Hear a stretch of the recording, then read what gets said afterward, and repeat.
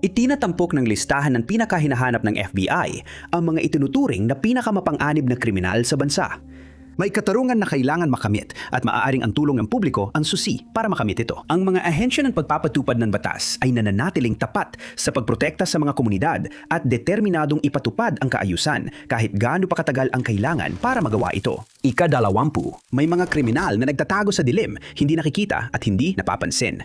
Hindi na nakakagulat na ang mga hindi kilalang ito ay nananatiling malayo sa pansin ng publiko habang ginagawa nila ang kanilang sunod-sunod na krimen. Ang mga nadudulot ng pagkabigla sa komunidad ay yaong mga nangyayari mismo sa harap natin. Mga krimeng ginagawa ng mga kilalang tao, mga taong hindi natin inaasahang magiging bahagi ng organisadong krimen. Siguradong walang mag-aakalang ang Canadian Olympic snowboarder na si Ryan James Weddington ay mapapasama sa listahan ng pinakahinahanap ng FBI. Ipinanganak si Weddington noong 1981 sa Thunder Bay, Ontario. Siya ang panganay sa 3 magkakapatid. Nang siya ay 12 taong gulang pa lamang, inilipat ng kanyang ama ang buong pamilya mula Thunder Bay papunta sa suburb ng Coquitlam, British Vancouver sa Greater Vancouver area. Dito nagsimula ang kanyang karera sa snowboarding. Pagkalipas lamang ng 3 taon, nanalo si Weddington sa kanyang unang karera at napabilang sa Canadian National Ski Team. Noong 1999 Junior World Championship, sumali siya sa Parallel Giant Slalom event at nagwagi ng bronze medal. 2 taon nang lumipas, napanalunan niya ang silver medal sa kompetisyon. Nagpatuloy si Weddington at lumahok sa Winter Olympics noong 2002 sa Salt Lake City, kung saan kinatawan niya ang Team Canada sa Men's Parallel Giant Slalom. Nagtapos siya sa ika-24 na pwesto at hindi nang tagal pagkatapos nito, tinalikuran na niya ang kompetitibong snowboarding. Pagkatapos nito, bumalik si Wedding sa Vancouver at nag-enroll sa Simon Fraser University. Nagkaroon siya ng interes sa bodybuilding at nagsimulang magtrabaho bilang bouncer. Pagkatapos mag-aral ng 2 taon, huminto si Wedding sa universidad at nagsimulang mag-espekula sa real estate. Sa puntong ito ng kanyang buhay, nagkaroon ng pagbabago, isang pagbabagong walang sinuman ang inaasahan. Para pundohan ang kanyang negosyo sa real estate, nagsimula siyang magtanim ng marijuana. Binili ni Wedding ang isang bodega na may 6,800 na tanim sa isang lupain na kilala bilang 18 Carat Farm na sinalakay noong 2006. Natuklasan ng RCMP hindi lang $10 milyong na halaga ng cannabis, kundi pati na rin isang baril at mga bala. Pero wala si Wedding nung araw na yon at hindi nakahanap ng sapat na ebidensya ang mga investigador para formal siyang kasuhan, kaya nakalabas siya ng malaya. Ayon sa mga ulat, nagsimula rin siyang palawakin ang kanyang operasyon sa droga at sinasabing nakipagsabwatan siya sa mga smuggler na Ruso at Iranian na sangkot sa pagbebenta ng mga kontroladong substansya. Noong 2010, nahatulan si Wedding dahil sa tangkang pagbili ng kontroladong substansya mula sa isang ahente ng gobyerno. Hinatulan siya ng 4 na taon sa kulungan, ngunit pinalaya siya makalipas lamang ang 1 taon at pagkatapos nito ay sinimulan niya ang isang negosyong kriminal. Pagsapit ng 2012, tinagurian na si Ryan Wedding bilang isang malaking pinuno ng sindikato. Simula noong 2024, sinimulan ng RCMP kasama ang FBI at ilang iba pang ahensya ang Operation Giant Slalom. Ang kanilang target ay hindi si Wedding, kundi isang malaking organisasyong kriminal na konektado sa isang Mexican cartel. Ang grupong ito ay nagpapadala ng malalaking dami ng methamphetamine at iba pang kontroladong substansya mula Central at South America, dumadaan sa Estados Unidos, papuntang Canada at iba pang bansa sa ibang kontinente. Ang organisasyon ay sangkot din sa pagpapagawa ng mga pagpatay sa iba't ibang bahagi ng Amerika. Si Wedding ang pinuno ng network na ito at siya ay hinahanap ng parehong Estados Unidos at Canada sa magkahiwalay na mga kaso. Pagsapit ng Oktubre 2024 bilang bahagi ng operasyon, si Wedding kasama ang 15 pang individual ay kinasuhan ng maraming mabibigat na krimen. Para sa dating snowboarder, naharap siya sa mga kasong may kinalaman sa ilegal na kalakalan ng droga, pamumuno sa isang kriminal na grupo, 3 bilang ng pangpatay at 1 bilang ng tangkang pangpatay. Si Wedding ay inaakusahan na kumuha ng buhay ng mag-asawang sina Jack Tar at Harbahan Sidhu, pati na rin si Muhammad Zafar. Dahil nagpapatuloy pa ang investigasyon, pinalaya si Wedding na nagbigay daan sa kanya upang tumakas papuntang Mexico, kung saan naging mataas siyang opisyal sa pinakamalaking kartel ng Mexico, ang Sinaloa. Nakilala siya sa iba't ibang palayaw sa organisasyong ito, kabilang nga ang El Jefe, Higante at Public Enemy. Noong ika-6 ng Marso 2025, isinama si Wedding sa listahan ng pinakahinahanap ng FBI, kapalit ni Alexis Flores. $10 milyong ang inialok para sa impormasyon na magdudulot sa kanyang pagkakahuli na tumaas pa sa 15 milyon pagsapit ng katapusan ng Nobyembre. Halos 1 taon pa lang mula nang maisama si Wedding sa listahan ng pinakahinahanap nang biglang nagbago ang estado ng kanyang kaso. Noong gabi ng ika-22 ng Enero 2026, siya ay naaresto sa Mexico. Di umano'y sumuko siya ng kusa, ngunit ito ay pinabulaanan ng kanyang abogado na iginiit na siya ay sa pilitang dinakip. Si Wedding ay hindi umamin sa mga kasong isinampa laban sa kanya. Bilang 19, kilala bilang El Chapo Isidro sa mundo ng krimen, si Fausto Isidro Meza Flores ay ipinanganak noong 1982 sa Nova Juarez, Sonora, Mexico. Pagsapit ng kalagitnaan hanggang huling bahagi ng kanyang pagiging teenager, sinimulan ni Isidro ang kanyang karerang kriminal na nagsimula sa Juarez Cartel, ang pinakamatanda at pinakamakapangyarihang organisasyon ng krimen sa Mexico. Sa simula, nakatuon ang grupong kriminal sa pagpupuslit ng mga ipinagbabawal na gamot, ngunit pinalawak nila ang kanilang operasyon upang isama ang iba't ibang ilegal na gawain tulad ng kidnapping, human trafficking at pangingikil. Nang sumali si Isidro sa organisasyon, ito ay nasa ilalim ng pamumuno ni Amado Carrillo Fuentes. Ang pinuno ay namatay umano dahil sa komplikasyon ng plastic surgery noong 1977.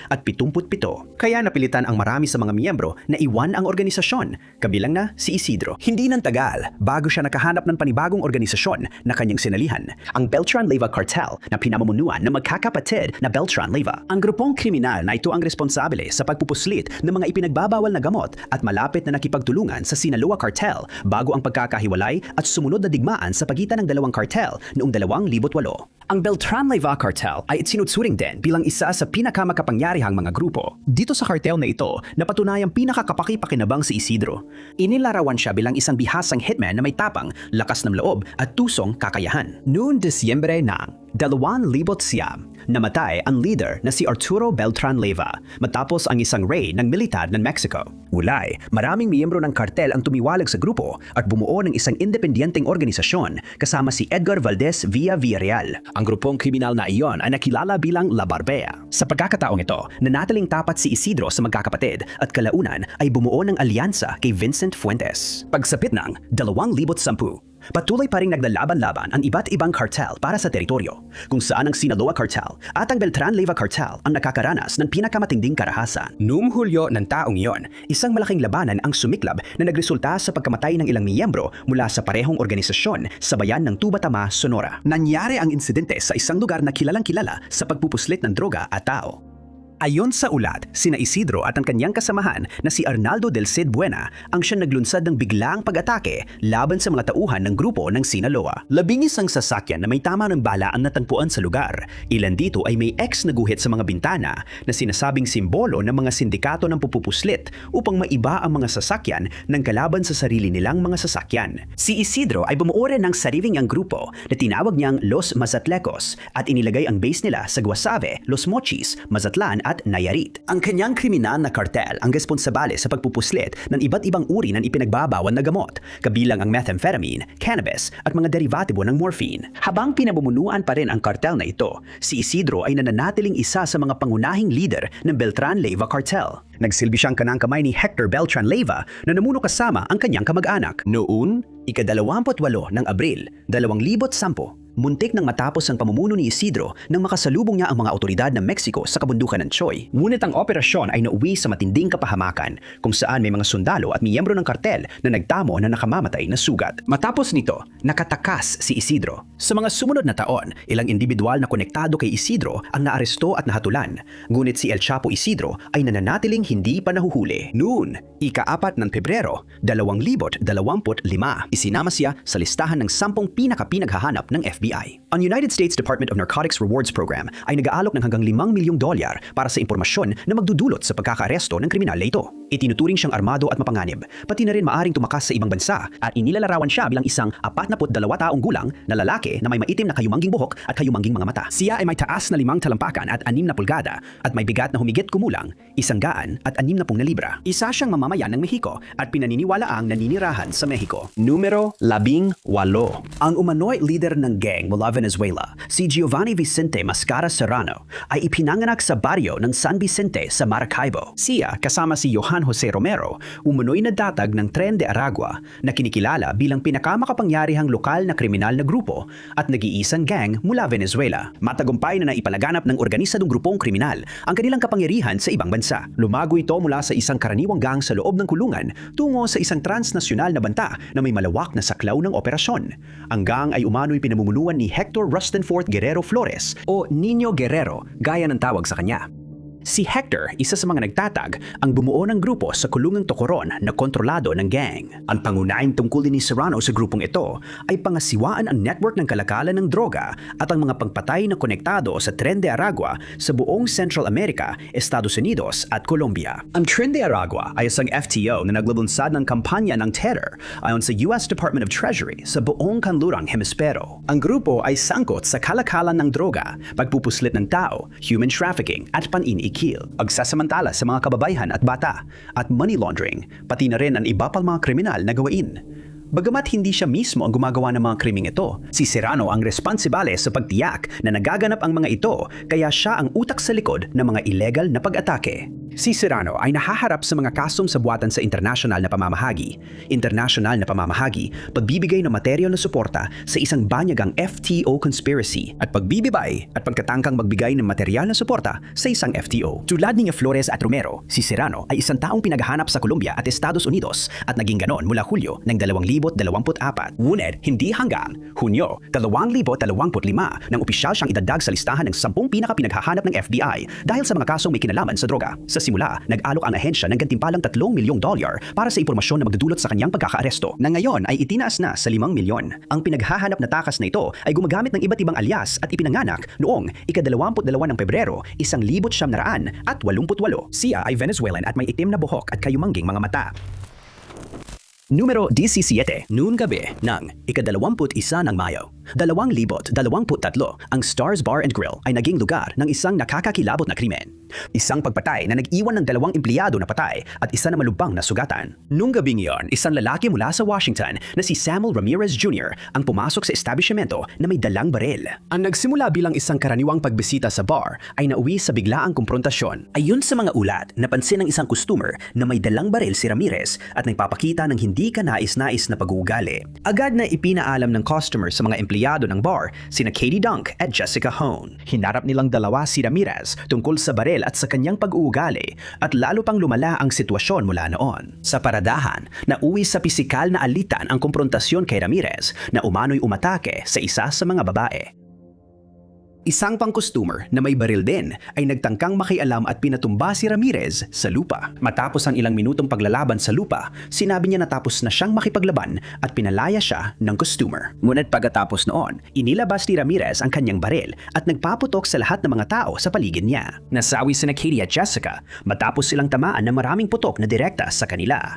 Isang ikatlong biktima, ang customer na nagtangkang pigilan siya ay pinaputukan ng 9 na beses, ngunit nakaligtas na may isang sugat lamang sa kanyang braso. Pagkatapos ng insidente, tumakas si Ramirez mula Washington at napadpad sa Lake Havasu City sa Arizona. Mula doon, sinusundan na siya ng mga pulis. Pinilit nila siyang tumungo sa Tijuana, Mexico, kung saan siya dumating noong ika-23 ng Mayo. Isang araw matapos iyon, inilabas ang warrant of arrest laban sa kanya, kung saan kinasuhan siya ng King County ng homicide sa unang antas, pangalawang antas at tangkang homicide sa unang antas. Sa loob ng susunod na 2 taon, walang naging bagong kaganapan sa kaso na tila nagtatago si Ramirez. Ngunit, noong Nobyembre ng 2025, naglabas ng federal arrest warrant para sa tumatakas na si Ramirez na inakusahan siya ng illegal na pagtakas upang makaewas sa pag-uusig. Noong Desyembre, nag-alok ang FBI ng $25,000 na pabuya para sa mga impormasyon at tip na magdudulot sa kanyang pagkakaaresto. Noong ika-10 ng Marso, 2026, si Samuel Ramirez Jr. ay isinama sa listahan ng pinakahinahanap ng FBI at tinaasan ng ahensya ang pabuya sa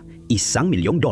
Pagkatapos, sa isang himala, 1 oras at 13 minuto lang matapos maisama sa listahan, naaresto si Ramirez. Nahuli siya sa Culiacan, Sinaloa, Mexico at nabasag niya ang record para sa pinakamabilis na pagkaka-aresto ng isang hinihinalang pugante sa listahan ng pinakahinahanap ng FBI. Ang 33 taong gulang ay dumating na sa Washington kung saan siya haharap sa mga kasong pagpatay sa King County. Ang pag-aresto na ito ay isang mahalagang hakbang tungo sa pagkamit ng hustisya para sa mga pamilya ng mga biktima nina Jessica Hahn at Katie Dunk, at upang mabigyan ng panghilom ang mga pamilya at ang buong komunidad. Bilang 16.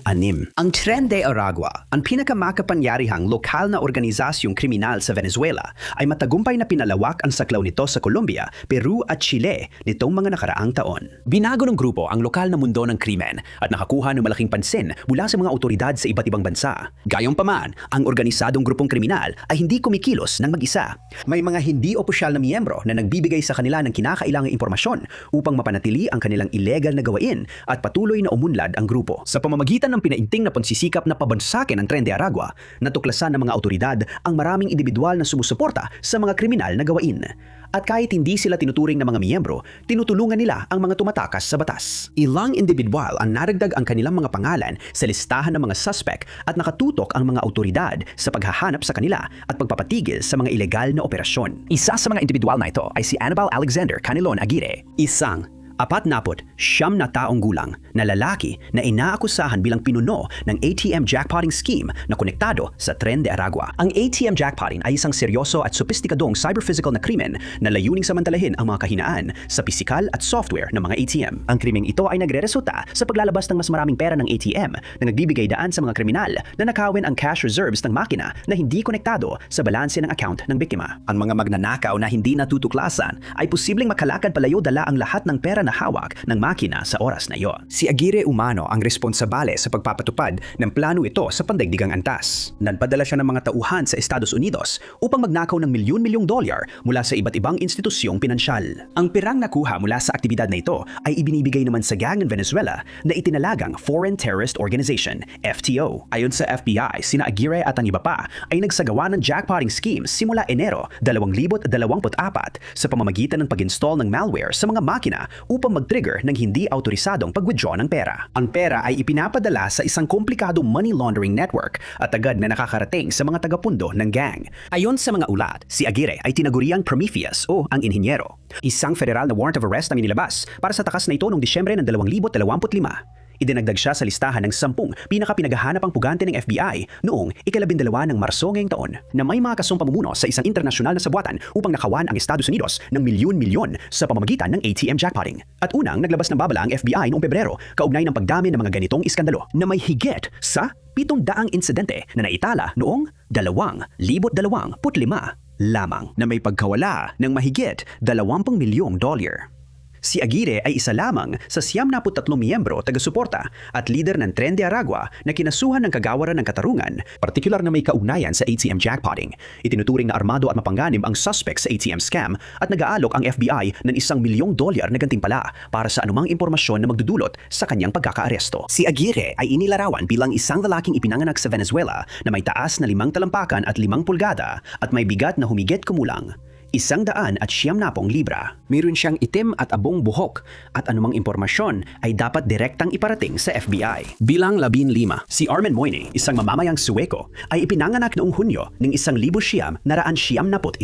Hindi gaanong nalalaman ang tungkol sa kanyang pinagmulan at pagpapalaki, ngunit may isang bagay sa kanyang buhay na nagtulak sa kanya sa landas ng krimen. Si Moyne, na tinutukoy bilang isang Nero ng mga otoridad, ay kinilala bilang pangunahing tao sa likod ng isang malaking organisasyong kriminal na kilala bilang Nero Network. Ang organisasyong kriminal na ito ay sangkot sa malakihang ilegal na gawain, kabilang ang malawakang bentahan ng ipinagbabawal na gamot, human trafficking at operasyon ng money laundering na nagaganap sa buong Europa. Ang papel ni Moyne sa organisadong krimen ay nagbigay diin sa laki at kasopistikaduhan na naabot ng mga makabagong kriminal na network. Ang kaso niya ay sumasalamin hindi lang sa mabibigat na krimen ng isang tao, kundi pati na rin sa matitinding hamon na patuloy na hinaharap ng mga otoridad habang nilalabanan nila ang pandaigdigang bentahan ng droga at krimeng pinansyal. Si Moyne, na ngayon ay 34 na taong gulang, ay isinama sa listahan ng pinakahinahanap ng mga pugante sa Europa noong ika-23 ng Marso na iyong taon. Ngunit ilang taon nang sinusubukan ng pulisya na mahuli siya. Ang paghahanap kay Moyne ay nagsimula 6 na taon na ang nakalipas, noong tag-init ng 2020, nang salakay ng mga otoridad ang isang tila ordinaryong money exchange office sa Stockholm. Ngunit sa pamamagitan ng World Exchange, sa lihim na opisina na ito, daan-daang milyong kinita mula sa droga ang nilalaban o nililinis. 16 na kriminal na network, tabilang ang Varby, ang sangkot, pati na rin ang halagang hindi bababa sa 220 milyong kronor. At sa likod ng lahat ng ito, si Moyne ang nasa likod. Ang pinaghihinalaang leader ng Nero Network, isang umano'y malaking pinuno, ay nakaiwas sa pagkakaaresto at pinaniniwala ang nag-ooperate na gayon sa labas ng Sweden. Ayon sa pangunahing investigador sa kaso ni Moyne, si Magnus Soderlund, sa loob lamang ng 1 taon at kalahati, umabot na sa 88 milyong kronor ang umikot sa account ng tumatakas. Nakilala ang kriminal na organisasyon dahil sa mga investigasyong konektado sa isang partikular na kabase sa Europa na naka-encrypt na network ng komunikasyon at tagapagbigay ng serbisyo na kilala bilang EncroChat. Hindi lamang si Nero ang gumamit ng EncroChat, kundi ito rin ang sistemang inabuso ng ilang mga organisadong grupo ng krimen upang maisagawa ang kanilang mga illegal na aktibidad.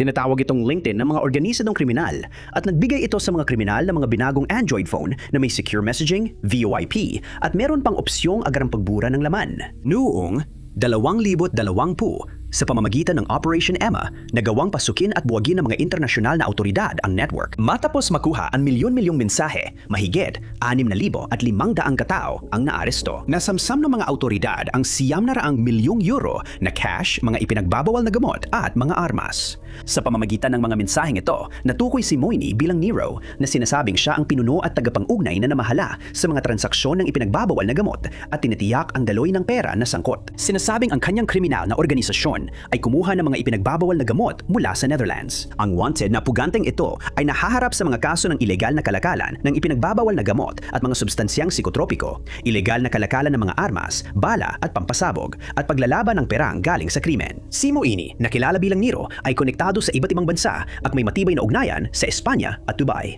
Itinuturing siyang armado at mapanganib. Nagsasalita siya ng Ingles at Suweko, may taas na 5 talampakan at 7 pulgada, at may kayumangging mga mata at kayumangging buhok. Maaring meron din siyang bigote o balbas. Ang larawan ng pugante ay kinuha mula sa isang pasaporte noong 2018 at malamang na nagbago na ang kanyang itsura mula noon. Bilang 14.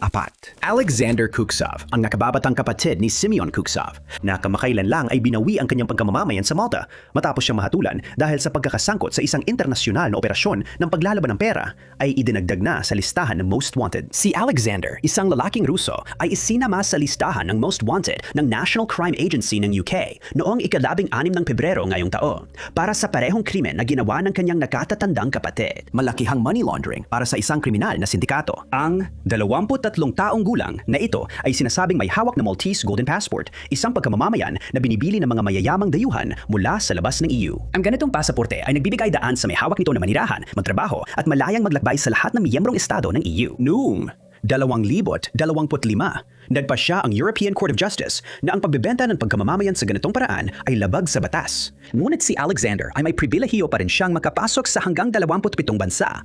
Inakusahan ng NCA na ang batang pugante ay sangkot sa isang organisadong grupo ng krimen at lumahok sa paglilipat ng milyon-milyong libra ng ilegal na pera sa UK. Pinaniniwala ang naganap ang insidenteng ito noong 2022 nang si Alexander ay 19 na taong gulang pa lamang. Noong taon na iyon, ibinunyag ng mga otoridad ang malaking sindikato ng krimen na natuklasang nakikipagtransaksyon sa parehong cash at cryptocurrency. Naging posible ang pagsalakay dahil sa Operation Destabilize na pinuunahan ng National Crime Agency. Sa loob ng 3 taon, natuklasan nito ang isang malakihang sindikato ng money laundering kung saan direktang konektado si Alexander. Ang sindikato ay naiugnay sa mga cartel sa South America, sa Kinahan Organized Crime Group at maging sa paniniktik ng Russia. Ang mga ahensya ng pagpapatupad ng batas sa France, Finland, Spain, Ireland, Netherlands, United States at UAE ay nakikipagtulungan sa NCA upang imbestigahan ang sindikato. 3 taon mula nang simula ng operasyon, ibinunyag ng mga autoridad ang mga resulta ng investigasyon sa ngayon. Ipinahayag sa mga ulat na hanggang 84 na katao ang naaresto sa pamamagitan ng Operation Destabilize dahil sa kanilang kaugnayan sa sindikato. 71 sa kanila ay naaresto sa UK. 6 na individual, mga pangunahing network ng money laundering at ilang kumpanya ang napatawan ng sanksyon bilang resulta. 20 milyong libra mula sa 700 milyong libra na halaga ng bentahan ng ipinagbabawal na gamot ang nakumpiska dahil sa pagsisikap na ito. Ipinakita ng proyekto kung paano sinasamantala ng mga kriminal na organisasyon ang makabagong sistema ng pananalapi kabilang ang cryptocurrency na nagpapahintulot sa kanila na itago ang pinagmulan ng mga ilegal na pondo. Pinaniniwalaang sina Alexander at ang kanyang kapatid ang nasa likod ng koordinasyon ng mga courier para maghatid ng ilegal na pera. Inakusahan din silang tumulong sa pagpapalit nito sa ibang anyo tulad ng crypto na lalong napapahirap itong matunton. Ang pagkakaaresto at pagkakakulong ni Simeon ay nag-iwan kay Alexander bilang namumuno sa pagpapatuloy ng ilegal na operasyon. Nung idinagdag siya sa listahan ng mga pinakahinahanap, si Alexander ay may taas na 6 na talampakan at 6 na pulgada at may matipunong pangangatawan. Siya ay may mapusyaw na buhok na maikli ang gupit at maputlang kutis. Ang kinaroroonan ni Alexander Kuksov sa ngayon ay nananatiling hindi alam. Ang kanyang golden passport sa Wari ay nananatili pa ring balido kahit na ito ay dumaan sa matinding pagsusuri at hindi pa rin nababawi ang kanyang pagkamamamayan. Ngunit medyo limitado na ang kanyang mga plano sa paglalakbay. Numero 13. Ang dating Swedish rapper na may lahing Tunisian na kilala sa stage name na Mowgli ay ipinanganak sa Uplands Bro, Stockholm County noong ika-24 ng Abril, 1978. Ang pangalan niya ay nagmula sa karakter na si Mowgli mula sa The Jungle Book. Tinawag siya ng kanyang mga kaibigan ng palayaw na ito dahil naniniwala silang kamukha niya ang karakter. Nag-debut ang rapper kasama si 50, isa pang Swedish na rapper, sa single na Problem noong 2020. Kasabay ng paglabas ng kanta, gumawa rin sila ng isang hip-hop collective na tinawag na Levitt Lecair Music. Mukhang maayos panakbo ng kanilang mga karera sa musika hanggang sa dumating ang 2021. Nang parehong maaristo at mahatulan ang dalawa dahil sa mabigat na kaso ng pag-iingat na ipinagbabawal na gamot. Si Mowgli, na ipinanganak bilang Mohammed Rashid Modi, ay makakatanggap ng 1 taon at 10 buwan na pagkakakulong. Ngunit siya ay umapela at kalaunan ay napawalang sala. Si 50, na ipinanganak bilang Ramon Efraim Gid, ay tumanggap ng 2 taon at 10 buwang pagkakakulong. Pagsapit ng 2022, tinapos ni Mohammed ang kanyang karera sa musika. Isinulat niya sa kanyang Instagram page, "Masaya ang musika, pero iyon lang iyon." Pagkatapos ng kanyang karera sa musika, napunta si Mohammed sa mas kriminal na landas at itinuring na isang kriminal na sangkot sa gang sa Sweden na naiuugnay sa ilang seryosong organisadong krimen. Natuklasan na isa siya sa mga lider ng kriminal na organisasyon na kilala bilang Bridge Network, isang malapit na kaalyado ng Foxtrot Network, isang kilalang transnasyonal na kriminal na organisasyon na nakabase sa Sweden. Ang Foxtrot ay konektado sa mga kilalang grupo ng krimen na sangkot sa kalakala ng ipinagbabawal na gamot. Sila rin ay sangkot sa ilegal na bentahan ng armas at naging malaking dahilan ng pagtaas ng mararahas na krimen sa Hilagang Europa, kabilang na ang pamamaslang kapalit ng bayad at mga pananakit. Ang Bridge Network ay nakabase sa Uplands Bro, at matagal na itong umiiral. Sa mga nagdaang taon, ang pamumuno nito ay nakuha na ng mas batang henerasyon. Ang grupo ay konektado sa mga krimen na may kinalaman sa droga at armas, at si Mohammed at ang kanyang grupong kriminal ay malapit na konektado kay Rawa Majid o ang tinatawag na Kurdish Fox. Ang Bridge Network ay kilala sa pagsasagawa ng mga high-profile na mararahas na gawain para kay Rawa Majid. Kabilang sa mga mararahas na krimen ang pamamaslang na may bayad at pagtutulak ng ipinagbabawal na gamot. Ang kapatid ni Mohammed, si Yasin, ay bahagi rin ng grupong kriminal at kasalukuyang nasa kustodiya dahil sa mga paratang ng pagpatay. Natukoy na ng mga autoridad ang ilang miyembro ng grupo at ang ilan sa kanila ay nahuli na. Si Mohammed ay kilalang kabilang sa gitnang antas ng hierarkiya ng Bridge Network kahit na hindi pa tiyak ang kanyang eksaktong papel sa grupong ito. Idinagdag siya sa listahan ng EU Most Wanted Fugitives noong ika-12 ng Marso ngayong taon sa mga kasong ilegal na pagpuslit ng ipinagbabawal na gamot at mga psychotropic na sangkap, pagpatay at malubhang pananakit, paghahanda para pumatay, sabuatan para pumatay at labis na mabigat na kaso ng ipinagbabawal na gamot. Si Mohammed Rashid Modi ay 27 taong gulang. Siya ay may nasyonalidad na Sueco at nagsasalita lamang ng Sueco. Siya ay may taas na 5 talampakan at 9 pulgada, may kayumangging mga mata at maitim na buhok. Mayroon siya mga birthmark sa magkabilang braso at itinuturing na armado at mapanganib. Bilang 12.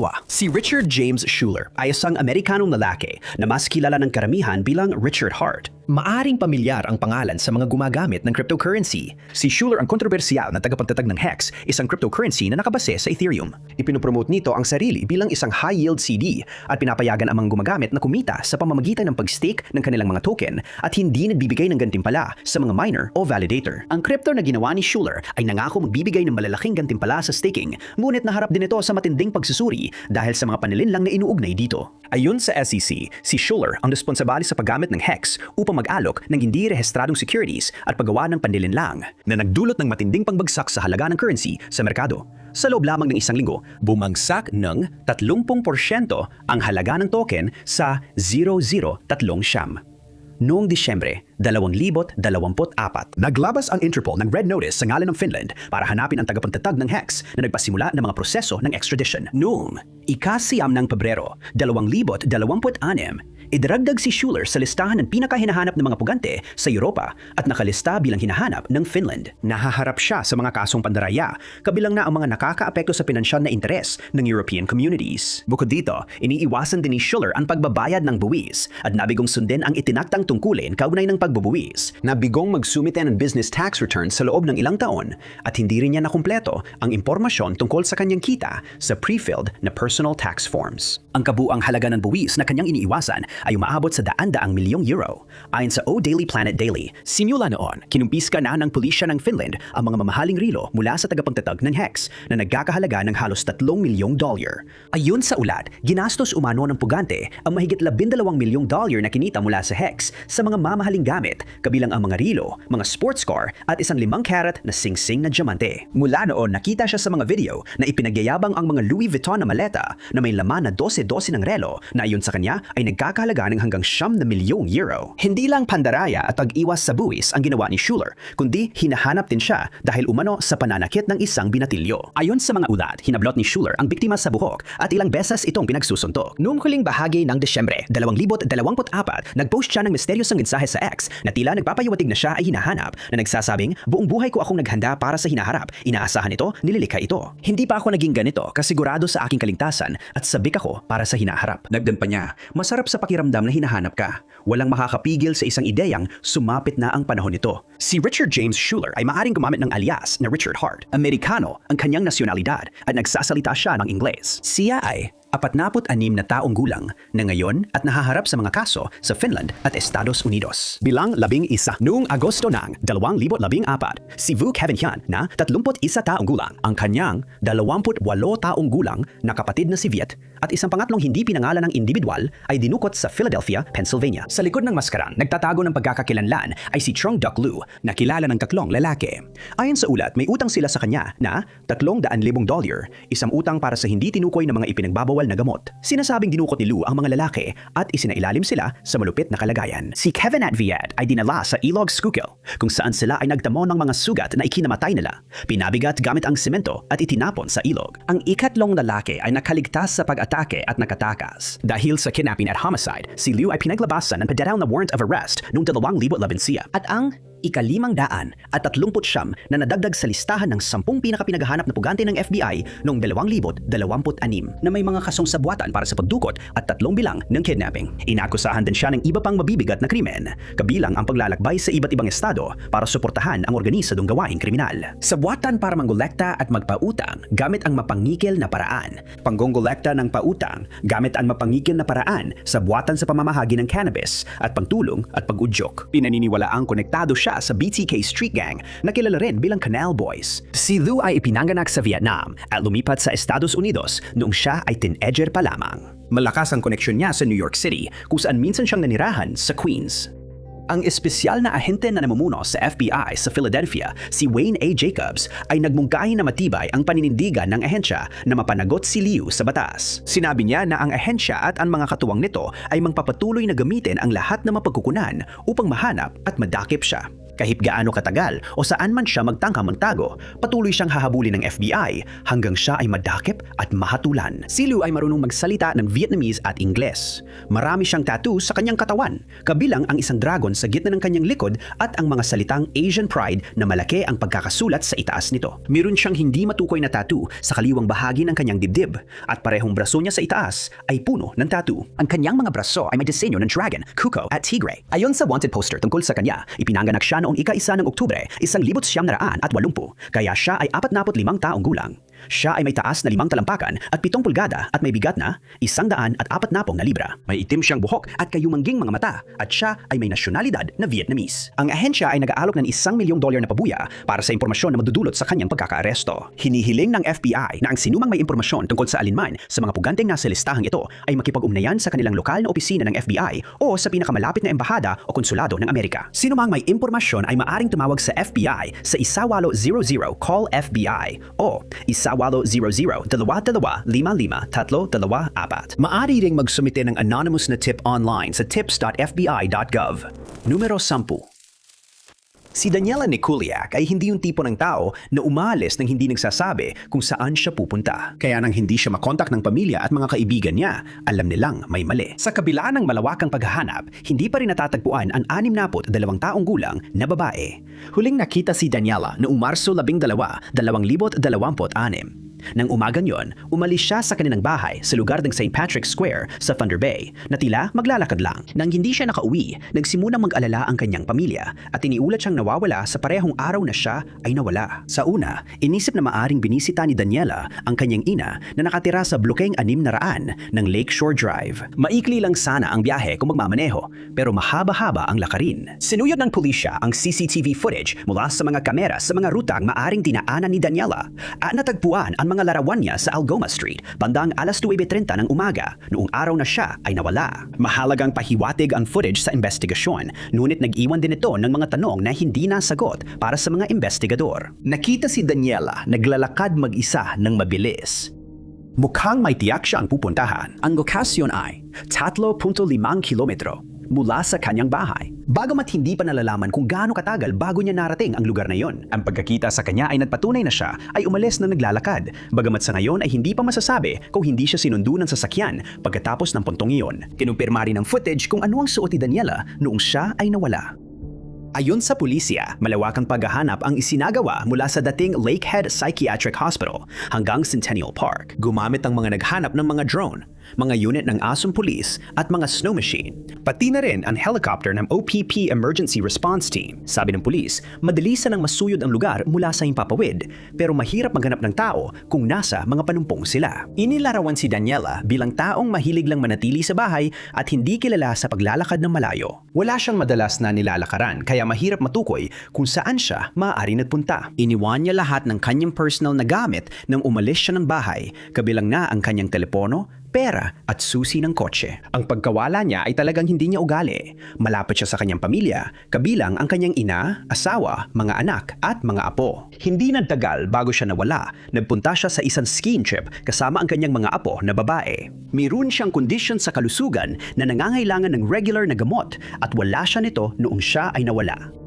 Ang malamig na panahon ay ikinabahala rin ng kanyang pamilya. Nanawagan ng pulisya sa sinumang nasa lugar na maging mapagmatyag at magmasid para kay Daniela o sa anumang kasuotan na maaaring suot niya. Posible na itinapon niya ang ilang gamit habang umiinit ang panahon. Hinaling din ng pulisya sa mga tao na suriin ang kanilang home security at dashcam footage na maaaring makatulong upang matukoy kung saan nagpunta si Daniela matapos siyang huling makita sa camera. Inilarawan si Daniela na may taas na 5 talampakan at 4 na pulgada, katamtaman ng pangangatawan, may tamang habang kulay abong buhok, kayumangging mga mata at may magaspang na boses. Huli siya nakita na nakasuot ng kulay abong wool na sombrero, puting fleece na jacket sa ilalim ng itim na puffy na jacket, itim na pantalon, kulay abong guwantes at kayumanggi at abong bota na may puting talampakan. Ang sinumang may impormasyon tungkol sa kaso ni Daniela ay maaring makipag-ugnayan sa Thunder Bay Police Service sa 807-684-1200. Kung may makakita kay Daniela, hinihikayat silang tumawag agad sa siyam na isa-isa. Bilang siyam. Nawala si Diet Spencer nang walang bakas habang pauwi mula sa pagbisita sa pamilya. Mahigit 2 buwan na mula nang huli siyang makita, kakaunti lang ang mga palatandaan na natagpuan para ipaliwanag kung ano ang nangyari sa kanya. Si Diet ay 69 na taong gulang nung siya ay nawala sa Escalante, Utah. Ilang buwan lang ang nakalipas, nawalan siya ng asawa dahil sa isang aksidente sa eroplano at nasasanay pa lang siyang mamuhay mag-isa. Isa pang trahedya ang dumating noong unang bahagi ng 2026 at si Diet ay kailangang dumalo sa isa pang libing. Sa kasamaang palad, hindi na siya makarating doon. Sa biyahe, aksidenteng nalock ni Diet ang sarili niya sa labas ng kanyang sasakyan sa Vernal. Naglakbay ang kanyang manugang na lalaki para salubungin siya at tinulungan siya makabalik sa daan. Nagpasya siyang magpalipas ng ilang araw kasama ang kanyang manugang na lalaki at anak na babae sa Rangeley na nasa kabilang panig lang ng hangganan sa Colorado. Nang umalis si Jed, inakala nilang pauwi na siya sa bahay niya. Lumipas pang ilang araw bago niya napagtanto na nagpunta pala siya sa kabaligtarang direksyon. Ayon sa kanyang manugan na si Sean, nakausap niya ito sa telepono ilang araw matapos itong umalis. Doon niya nalaman na hindi pa pala ito nakakauwi.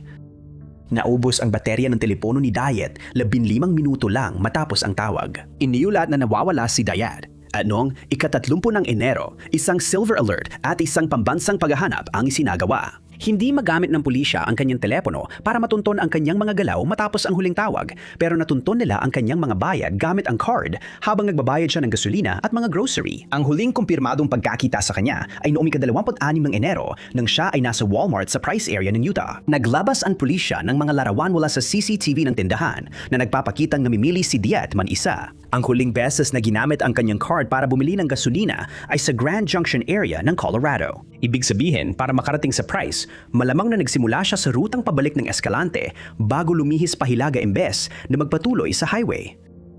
Sa una, inakala ng kanyang pamilya na na-stranded siya kung saan man. Nag-alala sila na baka na-stuck ang kanyang sasakyan sa isang bunto ng niebe o sa katulad na lugar at kailangan niya ng tulong. Mahigit isang buwan matapos siyang huling makita, natagpuan ang sasakyan ni Dietz sa isang liblib na lugar sa Carbon County. Isang empleyado ng utility company ang nag-i-inspeksyon ng mga balon sa lugar ng aksidente. Makita niya ang inabandonang sasakyan. Sa una, inakala ng pamilya ni Dietz na ito na ang katapusan ng kanilang paghihirap. Hindi kabilang ang Carbon County sa mga lugar na tinututukan ng search team bago matagpuan ang sasakyan. Ngunit ngayon ay doon na muling itinuon ang kanilang paghahanap. Mukhang malabong, lumayo si Dietz mula sa kanyang sasakyan, ngunit hindi pa rin siya matagpuan. Ayon sa kanyang pamilya, wala siyang kilalang sakit na maaaring mapaliwanag ng kanyang pagkawala. Sinabi ni Sean sa media na nang malaman niyang hindi agad umuwi si Dietz, gusto niya siyang usisain tungkol sa desisyong iyon. Hindi niya alam kung naligaw lang siya o kung ayaw niyang umuwi sa isang bahay na walang tao. Pasibiling nagsimula ang paglalakbay ni Dietz sa pag-uwi gamit ang mas mahabang ruta, ngunit naligaw siya sa daan. Patuloy na nananawagan ang pulisya para sa anumang impormasyon tungkol sa nangyari sa kanya matapos siyang huling makita. Si Dietz ay inilalarawan na may taas na 5 talampakan at 2 pulgada, puti ang buhok at berde ang mga mata. Huling nakita si Dietz na nagmamaneho ng puting 2010 Buick LeSabre na may plaka ng Utah na natagpuan na mula noon. Ang sinumang may impormasyon ay maaring makipag-ugnayan sa tanggapan ng sheriff ng Garfield County sa 43-567-67-8. Numero 8. Kakasimula pa lang ni Pawan Gare ng bagong yugto ng kanyang buhay nang siya ay biglang nawala na parang bula noong Marso ng 2026. Wala siyang iniwang anumang palatandaan kung saan siya pupunta o kung ano ang nangyari sa kanya. Kaka-graduate lang ni Pawan ng PhD mula sa Universidad ng Nebraska-Lincoln at naninirahan pa rin siya sa Lincoln noong siya ay nawala. Tubong, Nepal si Pawan at doon pa rin nakatira ang kanyang pamilya. Ilang taon niyang pinag-aralan ang electrical engineering at nagtatrabaho siya bilang research assistant sa universidad. Noon, Pebrero 2025. Nailatala sa Journal of Neurocomputing ang kanyang disertasyon tungkol sa pisika at embedded neural networks. Makalipas ang isang buwan, ipinagtanggol niya ang kanyang disertasyon at iginuwad sa kanya ang kanyang PhD. Ayon sa isang post sa LinkedIn, ito na ang pagtatapos ng isang kabanata. Ngunit simula ng isang bago at kapanapanabik na kabanata na may maraming posibilidad na nagbubukas para sa kanya. Mula noon, ipinagpatuloy ni Pawan ang kanyang pananaliksik sa universidad at patuloy na nakikipag-ugnayan sa kanyang tagapayo. Noong Marso 16, 2026, nakatakda sanang makipagpulong si Pawan sa kanyang tagapayo. Nang hindi siya nakarating sa pulong, agad na naramdaman ng kanyang tagapayo na may mali. Hindi nagtagal bago napansin ng mga mahal sa buhay ni Pawan na wala ng balita tungkol sa kanya ng ilang araw at higit 2 linggo na siyang hindi nakikita ng personal. Nakipag-ugnayan ang mga kaibigan niya sa US sa mga lokal na otoridad upang iulat na nawawala siya. Nakipag-ugnayan ang kanyang pamilya sa Nepal sa embahada ng US doon, kaya naging internasyonal ang pagsisiyasat. Huling nakita si Pawan ng personal noong Marso 1. Sinabi niya sa kanyang landlord sa Nebraska na aalis siya pansamantala, ngunit babalik siya makalipas ang 2 linggo. Noong panahong yon, wala namang napansin na kakaiba. Ilang araw matapos iyon, nakita ang kanyang kotse sa Tennessee. Ang sasakyan ay isang itim na Honda Civic na may sticker ng bungo sa likod at racing stripes sa harap, kaya't medyo madaling makilala. Mahigit 1 linggo ang lumipas. Noong Marso 11, muling nakita ang kotse sa Milton, Florida. Ito na ang huling pagkakataon na may nakausap si Pawan. Tinawagan niya ang kanyang mga magulang sa Nepal at sinabi sa kanila na maayos ang kanyang kalagayan. Hindi malinaw kung ito ay isang regular na pakikipag-ugnayan niya sa kanyang pamilya. Lumipas pa ang 5 araw bago may nakapansin na nawawala siya. Noon, Marso 24, lamang nagsagawa ng paghahanap ang pulisya sa apartment ni Pawan sa Lincoln. Ayon sa mga ulat, wala silang natagpuang anumang mahalaga doon at wala ring anumang makakapagpaliwanag kung ano ang nangyari sa nawawalang lalaki. 3 araw matapos iyon, natagpuan ang kanyang kotse sa Pensacola Beach, isang kilalang destinasyon ng mga turista sa hilaga ng estado. Ang lugar ay mga 35 minutong biyahe lamang mula sa kung saan nakita ang kotse ni Pawan noong Marso 11. Ngunit hindi agad malinaw kung gaano nakatagal ito sa Pensacola Beach. Ang mga unang ulat ng balita ay naglarawan sa kotse bilang abandonado. Walang nahanap na anumang palatandaan sa mga pansisiyasat sa paligid kung saan natagpuan ang kotse, kabilang na ang tubig. Mula nang natuklasan ang kotse, wala nang bagong balita tungkol sa kaso. Ang pamilya at mga kaibigan ni Pawan sa Nepal ay gumamit ng social media upang subukang palawakin ang kaalaman tungkol sa kaso, gamit ang mga video na nagpapakita ng takbo ng mga pangyayari. Ang kaso ni Pawan ay mas marami pang tanong kaysa sagot. Hindi alam kung bakit siya naglalakbay papuntang Florida at kung nasaan siya sa loob ng 1 linggo sa pagitan ng pagkakita sa kanya sa Tennessee at sa Florida. Ngunit maaga pa sa investigasyon ng kaso. Si Pawan ay nagpapagaling mula sa operasyon sa tiyan noong panahon ng kanyang pagkawala. Maaring kailangan niya ng gamot. Inilarawan siya na may taas na 5 talampakan at 8 pulgada at may bigat na 150 na libra. Mayroon siyang itim na buhok at itim na mga mata. Sinumang may impormasyon tungkol sa kaso ay maaaring makipag-ugnayan sa Nebraska Missing Persons Clearinghouse sa 1877 441 5678. Numero Pito. Inilarawan ng mga residente ng Oakland si Amy Hilliard bilang isang mahalagang miyembro ng komunidad at isang taong palaging malalapitan kapag sila ay nangangailangan. Mula nang siya ay nawala noong Marso, nagkaisa sila upang subukang mapauwi ang nawawalang babae. Si Amy ay co-owner ng Farley's Coffee Shops at madalas siyang makita sa Oakland branch ng cafe. Nagpatakbo rin siya ng sarili niyang matagumpay na consulting company at nagboluntaryo sa lokal na children's choir. Kilala at mahal siya ng komunidad at ang biglaan niyang pagkawala ay labis na ikinagulat ng lahat. Iniulat na nawawala si Amy matapos siyang mawala mula sa kanyang bahay sa lugar ng Radnor Road noong Marso 25, 2026. Ayon sa mga unang ulat, ang huling kumpirmadong pagkakita kay Amy ay bandang 2:00 ng hapon. Isang kapitbahay ang nakakita sa kanya na naglalakad kasama ang kanyang aso hindi kalayuan sa kanyang bahay. Maya-maya ng araw na yon, dumaan ang asawa ni Amy upang magtanong kung nakita nila siya. Nawawala na ngayon si Amy. Naiwan niya ang kanyang telepono sa bahay at ang aso ay tila nakabalik na rin sa bahay. Kung may anumang palatandaan sa bahay kung saan maaaring nagpunta si Amy, hindi ito ibinahagi sa publiko. Agad na nagsimula ang paghahanap sa nawawalang tao. May mga kondisyon sa kalusugan si Amy na pinaniniwalaan ng pulisya na naglalagay sa kanya sa panganib. Naging pangunahing prioridad ang mahanap siya sa lalong madaling panahon. Hindi ibinahagi ang mga detalye ng mga kondisyong iyon sa kalusugan, alang-alang sa pribasya. Sa simula, nakatuon ang paghahanap sa lugar malapit kung saan huling nakita si Amy. Nanawagan sila para sa anumang ulat ng pagkakita o posibleng CCTV footage na makakatulong sa mga investigador na malinawan kung saan siya nagpunta. Pero ilang araw matapos magsimula ang investigasyon, muling itinutuon ng pulisya ang kanilang pagsisikap sa Diamond Park. Ang parke ay matatagpuan mga 45 minutong lakad mula sa lugar kung saan huling nakita si Amy at may mga trail na maganda para sa paglalakad at pagbibisikleta. Ayon sa mga lokal, hindi ito yung klase ng lugar na madaling maligaw ang isang tao at may mga magagandang ruta ng paglalakad na mas malapit sa bahay ni Amy.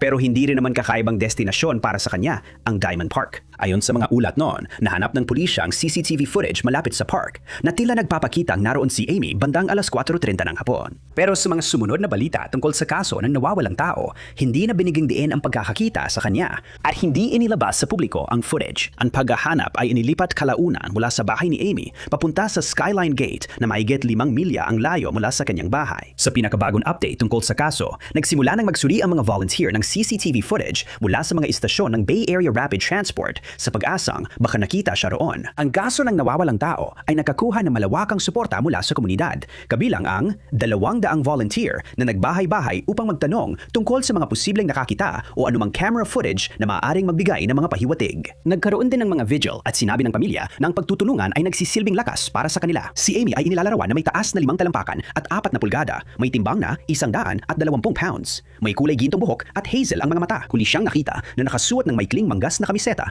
mapusyaw na maong at puting sapatos na may itim na guhit. Ang sinumang may impormasyon tungkol sa kaso ay dapat makipag-ugnayan sa Oakland Police Missing Persons Unit sa 510-238-3641.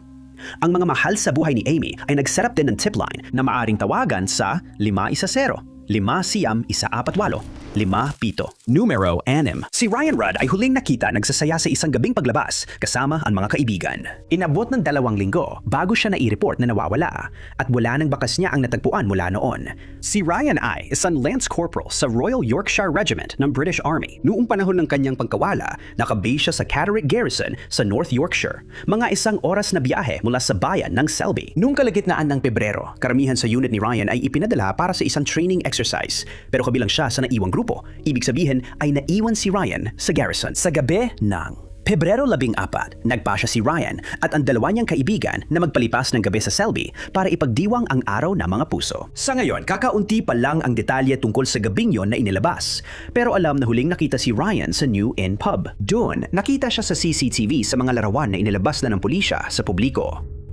Walang mukhang kakaiba sa mga larawan. Sa isang punto noong gabing iyon, nahiwalay si Ryan sa kanyang mga kaibigan. Huling nakita si Ryan bago mag-alas 3 na madaling araw noong Pebrero 15. Naglalakad habang nilalampasan ang isang gusaling kilala bilang Old Flower Factory patungo sa New Millgate. Hindi nakalive si Ryan noong panahon ng kanyang pagkawala at inaasahan siyang bumalik sa tungkulin makalipas lamang ang 24 na oras mula nang huli siyang makita ng kanyang mga kapwa sundalo. Pero hindi na nakabalik si Ryan sa barracks at hindi siya nag-report para sa tungkulin. Ayon sa kanyang mga kaibigan, ito ay labis na hindi niya ugali.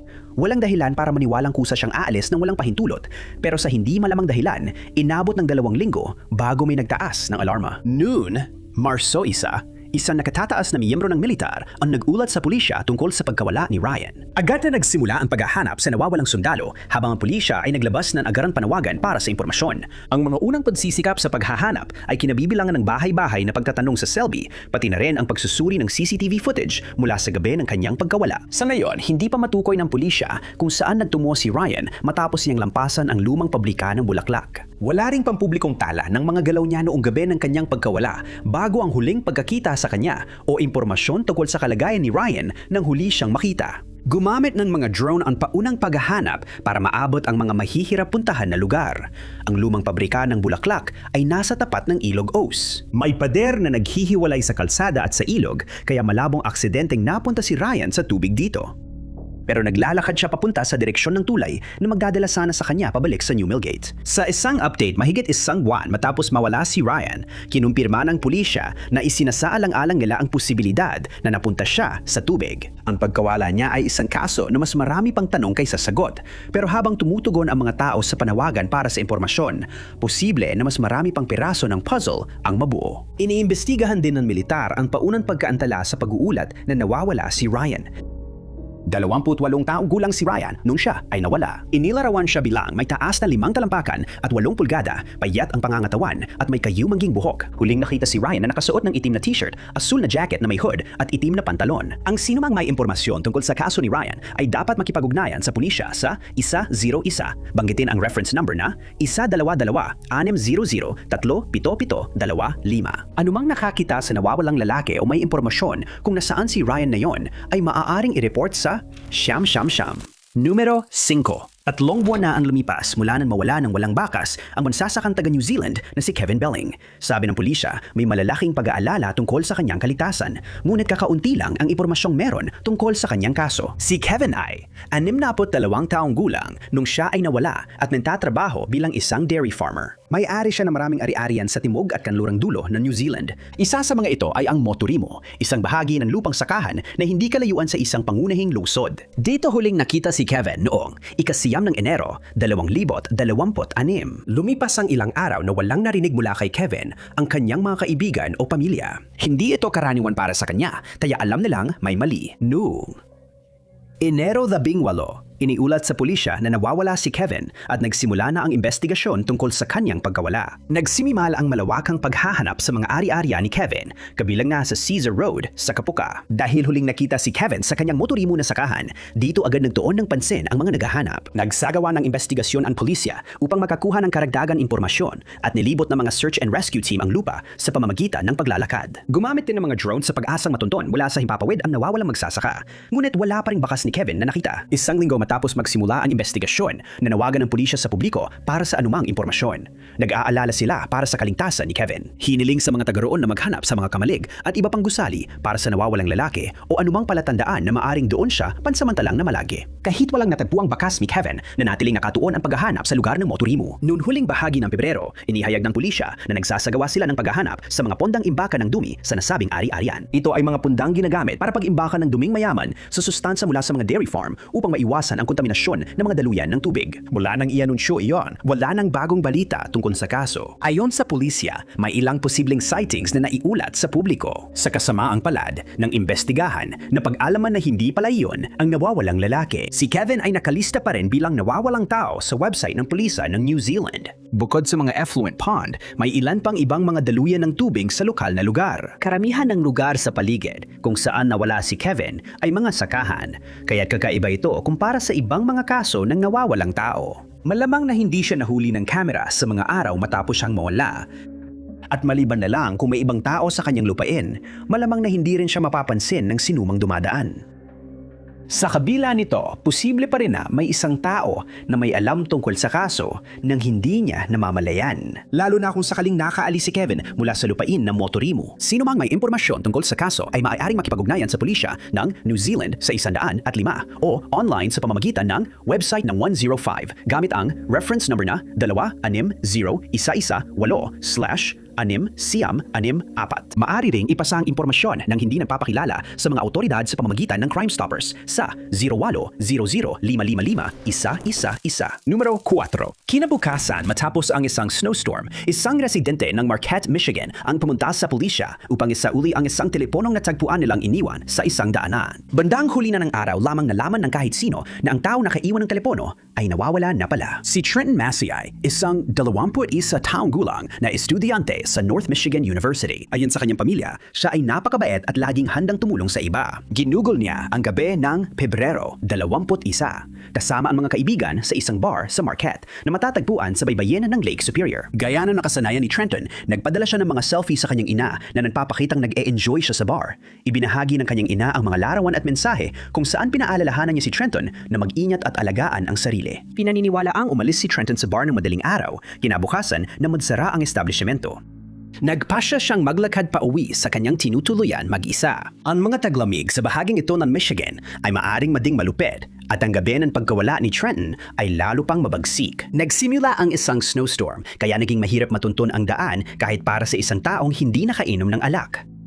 Isang kaibigan na kasama rin sa gabing lumabas sila ay nagulat din na siya mismo ay naligaw pa uwi. Ang niyebe sa hangin at sa lupa ay maaring magpabago ng itsura ng isang pamilyar na lugar at si Trenton ay hindi na nakabalik sa kanyang bahay. Mga 6 na oras matapos niyang umalis sa bar, ang telepono ni Trenton ay ibinigay sa pulisya. Ito ay natagpuan sa isang multi-use na daan sa downtown Marquette. Unang kinontak ng pulisya ang isang miyembro ng pamilya para ipaalam na natagpuan ng telepono ni Trenton. Noon panahong iyon, hindi pa rin alam ng pamilya na nawawala si Trenton. Kaya ipinangako lang nila na ipapaabot ang mensahe tungkol sa telepono. Kalaunan lang noong araw na iyon, nila napagtanto na wala palang nakakaalam kung nasaan siya. At doon lang na-i-report na nawawala si Trenton. Ipinakita sa surveillance footage si Trenton na naglalakad sa parehong daan kung saan natagpuan ang kanyang telepono bandang 2:50 ng madaling araw. Makaraan ng 45 minuto, nakita ulit siya sa footage na naglalakad sa Founders Landing Boardwalk. Lumabas si Trenton sa yelo at nawala sa paningin ng kamera.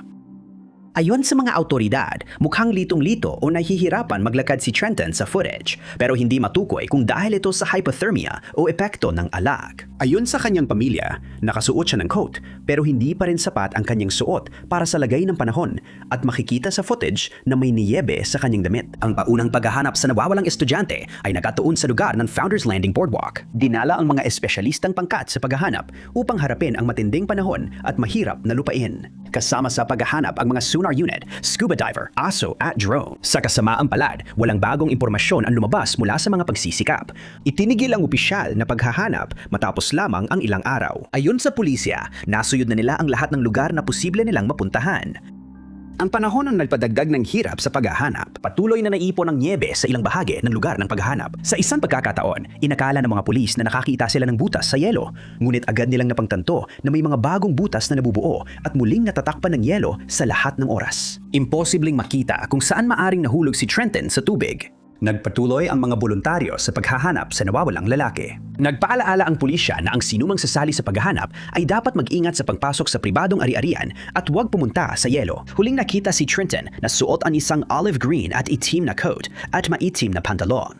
Ang sinumang may impormasyon ay maaring makipag-ugnayan sa Marquette Police sa Siam 06-228-0400. Numero 3. Si Brittany Critis Garabay nasa kalagayan ng pagkabalisa nang tumakbo siya mula sa isang umaandar na sasakyan sa Long Island, New York. Hindi na siya nakita o narinig mula noon. Huling nakita si Brittany noong Marso 2026, pagkaraan lang ng 8:00 ng gabi. Ayon sa mga mahal niya sa buhay, nasa loob siya ng sasakyan ng isang kamag-anak habang nagmamaneho ito sa isang residential na lugar sa Oyster Bay. Pagdating nila sa kanto ng Ivy Street at Jordan Avenue, huminto ang sasakyan sa isang stop sign. Pagkatapos, nagsimulang umabante ang nagmamaneho bago biglang tumalon palabas ng sasakyan si Brittany at tumakas sa lugar. Habang umaalis siya, itinapon niya ang kanyang cellphone sa mga palumpong at naiulat siyang nawawala hindi ng tagal pagkatapos noon. Ipinahayag ng kanyang pamilya na maaaring nasa estado ng psychosis si Brittany nung siya ay nawala. Naniniwala siyang siya ay nasa panganib at maaaring sinusubaybayan kaya itinapon niya ang kanyang telepono. Sa kasamaang palad, kahit na hindi siya sinusubaybayan noon, ang pagtatapon niya ng kanyang telepono ay nagresulta sa hindi magamit ng mga otoridad ang telepono upang matukoy ang kanyang mga galaw matapos siyang mawala. Hindi pa nalalaman kung bakit siya nagpasya na tumakas mula sa sasakyan, ngunit ipinakita ng CCTV at doorbell camera footage na nakuha mula sa lugar na si Britney ay tumatakbo o nakatayo man isa. Mukhang walang sumusunod sa kanya. Gumamit ang mga otoridad ng mga drone at helicopter sa paghahanap sa kanya. Ilang araw matapos siyang mawala, natagpuan ang mga personal niyang gamit, kabilang ang kanyang pitaka, sa isang mabuhangin at malalatiang lugar sa dulo ng Florence Avenue sa tabi ng Oyster Bay Harbor. Ang lugar ay mga 15 minutong lakad lang mula sa huling nakita si Britney. Pero hindi malinaw kung tumakbo siya diretso papunta roon o kung dumaan siya sa mga mas maliliit na kalsada sa lugar na yon. Ang bagong palatandaang ito ay nakatulong para mapagtuunan ng pansin ang paghahanap, pero walang paraan para malaman ng pamilya o ng mga otoridad kung hindi talaga siya umalis sa lugar. Mula nang mawala siya, gumawa ang kanyang pamilya ng Facebook page para matulungan at mapagtuunan ng pansin ang paghahanap kay Britney. Nagbabala sila na maaring mas madali siyang mapahamak dahil sa kanyang kalagayan sa pag-iisip. Maaring matakot si Britney sa mga hindi niya kilala, ngunit sinasabi nilang hindi siya mapanganib sa kahit sino. Parehong nananawagan ang pulisya at pamilya ni Britney sa sinumang nasa Oyster area o sa hangganan ng Oyster Bay at East Norwich na suriin ang mga footage ng camera. Hindi lang noong gabi na siya ay nawala, kundi pati na rin sa mga sumunod na gabi. Posible na nasa lugar pa rin siya at nagtatago mula sa kung ano o sino mang iniisip niyang humahabol sa kanya. Ayon sa kanyang pamilya, malamang nagagalaw siya sa mga oras na tahimik tulad ng madaling araw o gabi. Hinihiling din nila sa mga residente na tingnan ang mga storage shed, garahe at ilalim ng mga deck. At sa mga pagitan o gilid na lugar tulad ng gilid ng mga shopping center, likod ng mga tindahan at sa mga loading dock. Si Brittany ay 22 taong gulang. Siya ay may taas na 5 talampakan at 7 pulgada, may timbang na 140 libra at may kayumanging buhok at mga mata. Huling nakita si Brittany na nakasuot ng itim na pantalon at itim na jacket na may balahibong kwelyo. Ang sinumang may impormasyon tungkol sa kasong ito ay maaaring makipag-ugnayan sa Q Center tipline sa Siam 1-02-3-1-6-8 o i-report agad ang anumang nakita sa Siam na 11. Ang pamilya ni Britney ay gumawa din ng GoFundMe page para makalikom ng pera na susuporta sa paghahanap at para maibalik si Britney sa kanilang tahanan. Pangalawa, si Stephanie Sparks ay huling nakita sa caravan sa Pransya na tinitirhan nila kasama ang kanyang asawang si Ken. Nang magising si Ken mula sa kanyang pagtulog, nadiskubre niyang nawawala si Stephanie na nag-iwan ng ilang palatandaan kung ano ang nangyari sa kanya. Lumipat sina Stephanie at Ken mula Inglaterra papuntang Pransya noong 2012 matapos mahulog ang loob nila sa bansa. Nanirahan sila sa isang camping site sa kanlurang bahagi ng Pransya. Kilalang-kilala at mahal ng mga tao sa lugar ang mag-asawa at paborito rin sila ng ibang mga kapwa na ka-caravan na tumutuloy sa camping site. Kahit nasa edad 70 na sila, nanatiling aktibo ang mag-asawa. Naglalakad sila ng malayo, umaabot ng 5 kilometro 2 beses sa isang araw, araw-araw. Pagsapit ng katapusan ng 2025, nagsimula makaramdam ng sakit si Ken, kaya't nabawasan ang kanilang paglalakad na magkasama. Kalaunan ay na-diagnose si Ken na may cancer sa baga. Ang araw ng pagkawala ni Stephanie ay parang karaniwang araw lang. Nagsimula ang araw ng Enero 29 sa isang pagpunta sa supermarket. Ipinakita sa CCTV footage mula sa pasukan ng campsite na umalis ang mag-asawa sakay ng kanilang kotse at bumalik kalaunan na may dalang mga grocery. Pagkatapos nilang makauwi, natulog si Ken. Pagkagising niya, nawawala na si Stephanie. Wala namang ibang nawala. Naiwan ang telepono at mga card ni Stephanie. Wala rin siyang dalang pera.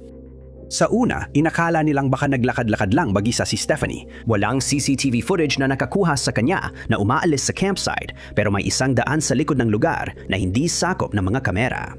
Pamilyar si Stephanie sa daang iyon dahil hindi na mabilang kung ilang beses na niyang nilakad yun noon. Pero nang hindi siya umuwi, halatang hindi ito isang normal na paglalakad.